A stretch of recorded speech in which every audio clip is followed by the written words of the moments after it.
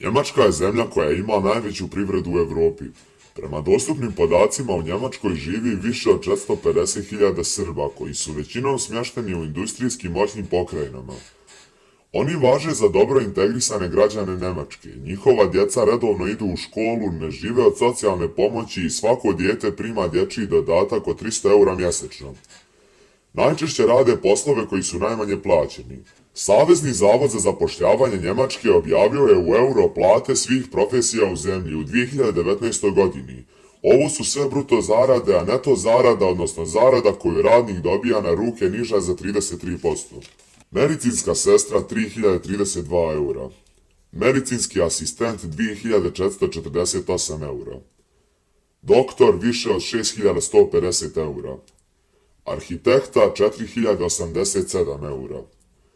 Pekar 3502 eura. Električar 3143 eura. Profesionalni vozač 2556 eura.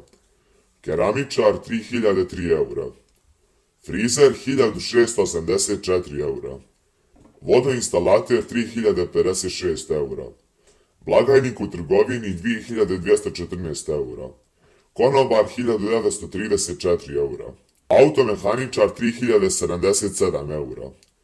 Kuvar 2284 eura. Prodavač peciva 1839 eura. Upravljač bagerom 3421 euro. Inženjer građevine 5246 eura. Elektromehaničar 3694 eura. Recepcionar 1807 eura. Čistač zgrada 2080 eura. Grafički dizajner 3322 eura. Pomoćnik u kući 2140 eura. Moler 2776 eura. Skladišni radnik 2814 eura.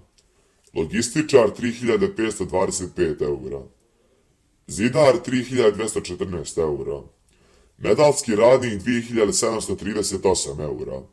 Fizioterapeut 2513 eura. Tesar 3153 eura.